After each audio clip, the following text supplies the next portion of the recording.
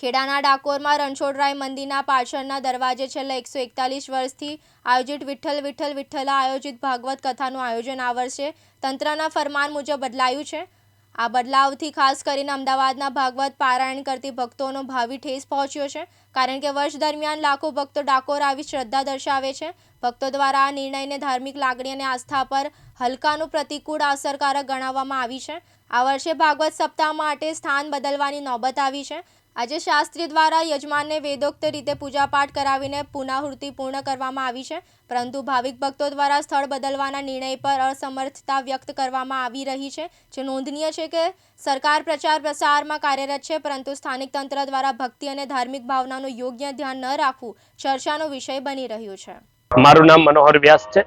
શ્રી બદ્રી વિશાલ જ્ઞાન ગંગા સમિતિ એક ટ્રસ્ટ છે અને એના માધ્યમથી આખા ભારતભરમાં ભાગવત ભાગીરથી અને 12 જ્યોતિર્લિંગ પર 4 ધામમાં કથા ગંગા ચાલી રહી છે અને નિરંતર લોકો જે છે સિનિયર સિટીઝન અને ઘણા બધા લોકો એવા છે કે જે ટિકિટ વગર પણ તીર્થોમાં આવી અને કથાનો લાભ લઈ શકે એ માટે એક સમિતિની સ્થાપના કરી અને જગતના કલ્યાણ માટે કાર્ય કરી રહ્યા છે। સાથે સાથે ગાવો વિશ્વસ્ય માત્ર ગાયની સેવા માટે નિરંતર કથામાંથી છઠ્ઠા દિવસે જે કથા થાય તુલસી વિવાહના માધ્યમથી જે પણ ગોદાન આવે એ જગતના કલ્યાણ માટે ગાયો માટે વપરાઈ રહ્યું છે અને ગાય આપણી તમારી કે માત્ર હિન્દુ સંસ્કૃતિની નહીં પણ આખા વિશ્વની માતા છે। એટલા માટે એમાં 33 કોટી દેવતાઓ છે, એની અમે સતત નિરંતર ગાય સેવા ચાલી રહી છે અને લોકો દર્શનાર્થે બહાર આવી શકે। બદ્રી વિશાલ, જગન્નાથપુરી, રામેશ્વરમ અને દ્વારકા આ 4 ધામમાં કથા થઈ। અત્યારે 12 જ્યોતિર્લિંગમાં પણ કાશી વિશ્વનાથ, મહાકાલ ઉજ્જૈન, સોમનાથ, કેદારનાથ અને હવે અત્યારે ત્રંબકેશ્વરમાં થવા જઈ રહી છે।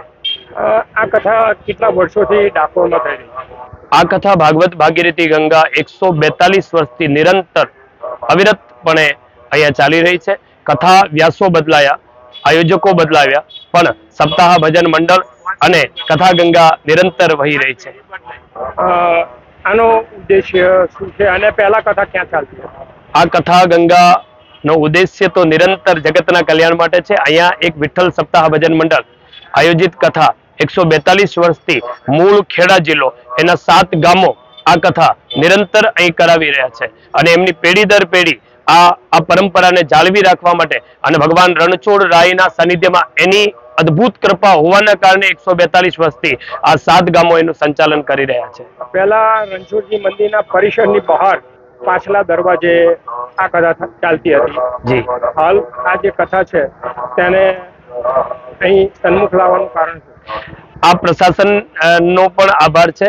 સાથે સાથે આ જે સપ્તાહ ભજન મંડળ વાળા અને ડાકોરના વૈષ્ણવો જે છે એમની પણ ઈચ્છા હતી અને થોડો ટ્રાફિક એ બાજુ હોવાના કારણે આ બાજુ સરસ એક વ્યવસ્થા મળી ગઈ છે અને ભગવાનની સન્મુખ કથા થઈ રહી છે। એનાથી શ્રેષ્ઠ બીજું શું હોઈ શકે? કદાચ અહીં શ્રોતાગણો ઓછા પણ હોય છતાં પણ ભગવાન ડાકોરના ઠાકોર શ્રોતા તરીકે વિરાજમાન થઈ કથા વ્યાસ સામેથી ભગવાન પર આ ઉદ્બોધન થઈ રહ્યું છે।